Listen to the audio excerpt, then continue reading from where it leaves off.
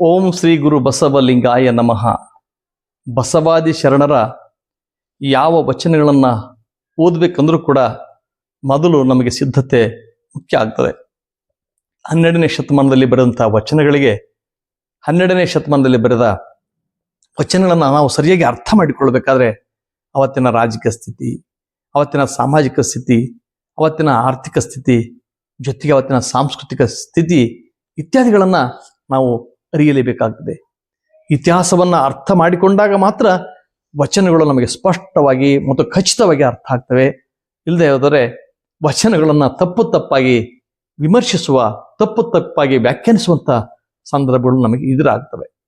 ಆ ಕಾರಣಕ್ಕಾಗಿ ನಾವು ಅವತ್ತಿನ ಇತಿಹಾಸವನ್ನು ಅರ್ಥ ಮಾಡಿಕೊಳ್ಳೋದು ಆಗಿದ್ದಂತೂ ತುಂಬ ಅಗತ್ಯವಾಗಿದೆ ಎಂದು ನಾನಿಲ್ಲಿ ಹೇಳಲಿಕ್ಕೆ ಬಯಸ್ತೇನೆ. ಬಸವಣ್ಣವರು ಹೋದ ತರುವಾಯ, ಶರಣರೆಲ್ಲ ಛಿದ್ರಗೊಂಡ ತರುವಾಯ ಸುಮಾರು 300 ವರ್ಷಗಳವರೆಗೆ ಯಾರೂ ಬಸವಾದಿ ಶರಣರ ವಚನಗಳ ಕುರಿತಾಗಲಿ ಅಥವಾ ಅವರ ವ್ಯಕ್ತಿತ್ವದ ಕುರಿತಾಗಲಿ ಯಾರೂ ಮಾತಾಡಲಿಲ್ಲ. ಆ ನಂತರ ಬಂದಂಥ ಹರಿಹರ ತನ್ನ ರಗಳೆಯಲ್ಲಿ ಬಸವಣ್ಣವ್ರನ್ನ ಒಂದು ರೀತಿಯೊಳಗಡೆ ಭಕ್ತಿಯ ಪರಾಕಾಷ್ಠೆಯನ್ನು ತಲುಪಿದಂಥ ಬಸವಣ್ಣವರನ್ನು ನಮಗೆ ಪರಿಚಯ ಮಾಡಿಕೊಡ್ತಾರೆ. ಈ ಭಕ್ತಿಯ ಭರಾಟೆಯಲ್ಲಿ ಏನೆಲ್ಲ ಒಗಡುಗಳು ಘಟಿಸಿ ಒಗೆಯುವಂತ ಅನ್ನೋದನ್ನ ನಾವು ನೀವೆಲ್ಲ ಬಲ್ಲೆವೆ. ಪವಾಡಗಳನ್ನ, ವ್ಯಕ್ತಿಯನ್ನ ವಿಜೃಂಭಿಸುವ ಭರದಲ್ಲಿ ಬಸವಣ್ಣವರನ್ನ ಪವಾಡ ಸ್ವರೂಪಿಯಾಗಿ ಆ ವ್ಯಕ್ತಿಯಲ್ಲಿ ಚಿತ್ರಣ ಮಾಡಿದ್ದನ್ನು ನಾವು ಕಾಣ್ತೇವೆ.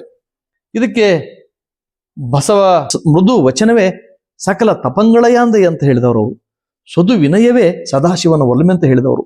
ವಿನಯನೇ ಬಹಳ ಮುಖ್ಯವಾದ್ದು, ಶಿವನ ಒಲುಮೆಗೂ ಕೂಡ ವಿನಯ ತುಂಬಾ ಮುಖ್ಯವಾದ್ದು ಅಂತ ಹೇಳಿದವರು. ಬಾಗಿದ ತಲೆ ಮುಗಿದ ಕೈಯಾಗಿರಿಸು ಅಂತ ಕೇಳಿದಂತ ಅಪ್ಪ ಬಸವಣ್ಣವರು ತನ್ನ ಹೆಂಡತಿಯನ್ನ, ತಮ್ಮ ಸತಿಯನ್ನ ಹೀಗೆ ಬೈಲಿಕ್ಕೆ ಸಾಧ್ಯನಾ? ಯಾಕೆಂದ್ರೆ ನೀಲಾಂಬಿಕೆನ ಅತೀವಾಗಿ ಪ್ರೀತಿ ಮಾಡಿದವರು. ಎಷ್ಟು ಅತೀವಾಗಿ ಪ್ರೀತಿ ಮಾಡ್ತಂದ್ರೆ ಆ ತಾಯಿಯನ್ನ ಪೃಥ್ವಿಗಳ ಚೆಲುವೆ ಅಂತ ಕೂಡ ನಮ್ಮ ವಚನದಲ್ಲಿ ವರ್ಣಿಸಿದವರು, ಬಣ್ಣಿಸಿದವರು. ಅವರು ತಮ್ಮ ಮಡದಿಗೆ, ತಮ್ಮ ಸತಿಗೆ ಬೈಲಿಕ್ಕೆ ಸಾಧ್ಯನಾ? ಒಂದು. ಇನ್ನೊಂದಂದ್ರೆ ಸ್ತ್ರೀ ಬಗ್ಗೆ ಅತ್ಯಂತ ಪ್ರೀತಿಯ ಗೌರವವುಳ್ಳ, ಆದರಗಳುಳ್ಳ ವ್ಯಕ್ತಿ ಜನಿತಕ್ಕೆ ತಾಯಿಯಾಗಿ ಹೆತ್ತಳು ಮಾಯೆ, ಮೋಹಕ್ಕೆ ಮಗಳಾಗಿ ಹುಟ್ಟಿದಳು ಮಾಯೆ, ಊಟಕ್ಕೆ ಸ್ತ್ರೀಯಾಗಿ ಕೂಡಿದಳು ಮಾಯೆ, ಈ ಮಾಯೆಯ ಅಳವಡೆ ಎನ್ನಳವಲ್ಲ, ನೀವೇ ಬಲ್ಲಿರಿ ಕೂಡಲ ಸಂಗಮದೇವಿ ಅಂತ ಅವರು ನಿವೇದಿಸಿಕೊಂಡವರು. ಅವಳಿಲ್ಲದೆ ಬದುಕಲಿಕ್ಕೆ ಸಾಧ್ಯ ಇಲ್ಲ ಅಂತ ಇಡೀ ಜಗತ್ತಿಗೆ ತಿಳಿಸಿಕೊಟ್ಟವರು. ಹೆಣ್ಣಂದ್ರೆ ಅವರು ದೂರೀಕರಿಸುವುದು, ಅವ್ರ ಮಾಯೆ ಅಂತ ಅಲ್ಲಗಳೆಯುವ ಸಂದರ್ಭದಲ್ಲಿ, ಹೆಣ್ಣನ್ನು ನಿಕೃಷ್ಟವಾಗಿ ನೋಡುವ ಸಂದರ್ಭದಲ್ಲಿ ಆಕೆಯನ್ನ ಮಾಯೆ ಅಲ್ಲಕಿ ಮನದ ಮುಂದಣ ಆಸೆ ಮಾಯೆ ಅಂತ ತಿಳಿಸಿಕೊಟ್ಟವರು ಶರಣರು. ಅವರಿಗೆ ಸತಿಪತಿಗಳೊಂದಾದ ಭಕ್ತಿ ಹಿತವಾಗಿಪ್ಪದು ಶಿವಂಗಿ ಅಂತ ಹೇಳಿ ತಿಳಿಸಿಕೊಟ್ಟವರು ಶರಣರು.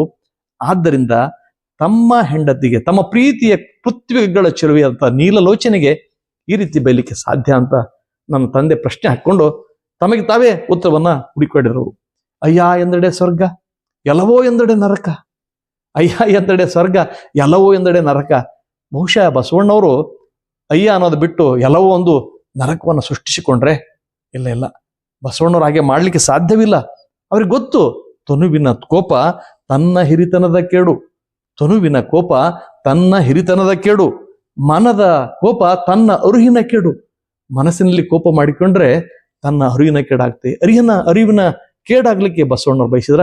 ಖಂಡಿತವಾಗಿ ಇಲ್ಲ.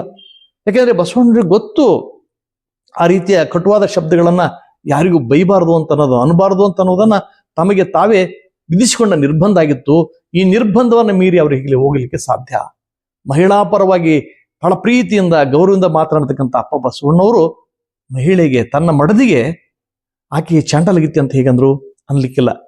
ಏನಾಗಿರ್ಬೋದು ಅಂದ್ರೆ ಬಹುಶಃ ಇದೇ ಅವರು ಬಸವಣ್ಣವರು ಹೆಚ್ಚಿನ ಹಣವನ್ನು ಸಂಗ್ರಹ ಮಾಡಿದ್ದಾರೆ. ಆ ಕಾರಣಕ್ಕಾಗಿ ಬಂಗಾರದ ಓಲೆ ನೀಲಲೋಚನೆ ಹಾಕಿಕೊಂಡಿದ್ದಾಳೆ. ಇದು ಒಂದ್ ಕಡೆ ಇದೆ. ಹೊನ್ನಿನೊಳಗೊಂದರೆಯ, ಸೀರೆಯೊಳಗೊಂದೆಳೆಯ, ಇಂದಿಂಗೆ ನಾಳಿಂಗೆ ಬೇಕೆಂದನದಡೆ, ನಿಮ್ಮಣೆ ನಿಮ್ಮ ಪ್ರಮತರಣೆ ಅಂತ ಹೇಳಿದವರು ಶರಣರು. ಈ ಮಾತು ಒಪ್ತಕ್ಕಂಥದ್ದೇ. ಇಂಥ ಸಂಗ್ರಹ ಹೆಚ್ಚಿಗೆ ಆದಾಗ ಸಹಜವಾಗಿ ನೀಲಲೋಚನೆ ಕಿವಿಯಲ್ಲಿ ಓಲೆಗಳು ಬಂದಿವೆ. ಆದರೆ ಈ ಕಾರಣಕ್ಕಾಗಿ ಸಿಟ್ಟಾಗಿ ಬಸವಣ್ಣವರು ಆಕೆ ಚಂಡಲಗಿತ್ತಿ ಅನ್ಬೋದೇ? ಸಾಧ್ಯವಿಲ್ಲ. ಬಹುಶಃ ಉತ್ತರ ಕರ್ನಾಟಕ ಭಾಗದಲ್ಲಿ ಮಹಿಳೆಯರು ಇವತ್ತಿಗೂ ಸಹಿತ ಕಿವಿಯ ಓಲೆಯನ್ನ ಬಳಸ್ತಾರೆ. ಕಿವಿಯ ಓಲೆ ಬಳಸುವಾಗ ಆ ಓಲೆಗೆ ಏನಂತಾರೆ ಅಂದ್ರೆ ಬೆಂಡೋಲೆ ಅಂತ ಕರೀತಾರೆ. ಅದು ಸುತ್ತಮುತ್ತ ಮುತ್ತುಗಳಿಂದ ಪೋಣಿಸಿದಂಥದ್ದು, ಬಂಗಾರದಿಂದ ಮಾಡಿದಂತಹದ್ದು ವಿಶಿಷ್ಟವಾದ ಓಲೆ. ಆ ಓಲೆಗೆ ಬೆಂಡೋಲೆ ಅಂತ ಹೇಳ್ತಾರೆ. ಬಹುಶಃ ಬಸವಣ್ಣವರು ತನ್ನ ಮಡದಿಗೆ ಹೇಳಿರ್ಬೋದು, ತೆಗೆದುಕೊಡ ಎಲ ಬೆಂಡೋಲೆ ಕಿತ್ತಿ. ಚಂಡಾಲಗಿತ್ತಿ ಎನ್ನುವ ಪದವನ್ನ ನೀರ್ಲೋಚನೆಗೆ ಬಳಸಲಿಕ್ಕೆ ಸಾಧ್ಯ ಇಲ್ಲ ಅಂತಕ್ಕಂಥದ್ದನ್ನ ನನ್ನ ತಂದೆ ಅಗ್ನಿ ಅಂಕುರ ಪತ್ರಿಕೆಯಲ್ಲಿ ಸುಮಾರು 30 ವರ್ಷಗಳ ಹಿಂದ್ಗಡೆ ಬರೆದ್ರು. ಹೀಗೆ ವಚನಗಳನ್ನು ನಾವು ಒಳಹೊಕ್ಕು ನೋಡಬೇಕು, ಅವರ ಮನಸ್ಸಿನ ಆಳಕ್ಕಿಳಿದು ನೋಡಬೇಕು. ಆಳಕ್ಕಿಳಿಯದೆ ನಮ್ಮ ಮೂಗಿನ ನೆರಕ್ಕೆ ವಚನಗಳನ್ನು ಓದ್ತಾ ಹೋದ್ರೆ, ಅರ್ಥೈಸಿಕೊಳ್ಳುತ್ತಾ ಹೋದ್ರೆ ಅದು ತಪ್ಪಾಗಿ ವ್ಯಾಖ್ಯಾನಿಸುವಂತ ಸಂದರ್ಭ ಎದುರಾಗಬಹುದು. ಮಡಿಕೆಯೇ ಮಾಡುವಡೆ ಮಣ್ಣೆ ಮೊದಲು, ತೊಡಿಗೆ ಮಾಡುವಡೆ ಹೊನ್ನೆ ಮೊದಲು, ಶಿವಪಥವನ್ನರಿವಡೆ ಗುರುಪಥವೇ ಮೊದಲು ಅಂತ ಈ ವಚನ ಇದೆ ನೋಡಿ. ಈ ವಚನ ಹೇಳ್ತಾ ಬಹಳಷ್ಟು ಜನ ಮಠದೀಶರು ಶಿವಪಥವನ್ನರಿವಡೆ ಗುರುಪಥವೇ ಮೊದಲು ಅಂದ್ರೆ ನಾವು ಗುರುಗಳಿದ್ದೀವಿ, ನಮಗೆ ಗೌರವ ಕೊಡಿ ಅಂತ ಹೇಳ್ತಾರೆ. ಆದ್ರೆ ಗುರು ಅಂದ್ರೆ ಯಾರು ಅಂತ ಕೂಡ ಬಸವಣ್ಣವರು ಹೇಳಿದ್ದಾರೆ. ಅದನ್ನು ಕೂಡ ನಾವು ಸೂಕ್ಷ್ಮವಾಗಿ ಗಮನಿಸಬೇಕಾಗ್ತದೆ. ಸೂಕ್ಷ್ಮವಾಗಿ ಗಮನಿಸದೆ ಯಾರೋ ಹೇಳಿದ್ದಾರಂತ ಮಾತ್ರಕ್ಕೆ ಆತನನ್ನ ಗುರು ಅಂತ ತಿಳಿಲಿಕ್ಕೆ ಹೇಗೆ ಸಾಧ್ಯ ಇಲ್ವೋ, ಹಾಗೆ ಚಂಡಾಲಗಿತ್ತಿ ಎಂಬ ಪದವನ್ನು ಕೂಡ ನಾವು ಈ ಹಿನ್ನೆಲೆಯಲ್ಲಿ ನೋಡಬೇಕೆ ಹೊರತು ಮತ್ತೊಂದು ದೃಷ್ಟಿಕೋನದ ನೋಡೋ ಮೂಲಕ ಬಸವಣ್ಣವರನ್ನ ನಾವು ತಪ್ಪಾಗಿ ತಿಳಿಯಬಾರದು ಅಂತ ನಾನಿಲ್ಲಿ ನಿಮ್ಮೊಂದಿಗೆ ನಿವೇದಿಸಿಕೊಳ್ಳುತ್ತಾ ನನ್ನ ಆಲೋಚನೆಗಳನ್ನ ನಿಮ್ಮ ಮುಂದೆ ಇಲ್ಲಿ ಇಟ್ಟಿದ್ದೇನೆ. ಇದಕ್ಕೆ ಆರೋಗ್ಯಕರವಾದಂತಹ ಚಿಂತನೆ, ಚರ್ಚೆ ಇದ್ರೆ ನಾನು ನಿಮ್ಮ ಜೊತೆಗೆ ಚರ್ಚೆ ಮಾಡಲಿಕ್ಕೆ ಸಾಧ್ಯ ಅಂತ ಹೇಳ್ತಾ, ಇದುವರೆಗೆ ನನ್ನೊಂದಿಗೆ ಬಂದ ನಿಮ್ಮೆಲ್ಲರಿಗೂ ಗೌರವದ ಪ್ರೀತಿಯ ಶರಣಾರ್ಥಿಗಳು. ನಿಮ್ಮ ವಿಶ್ವಾರಾಧ್ಯ ಸತ್ಯನ್ಪೇಟೆ.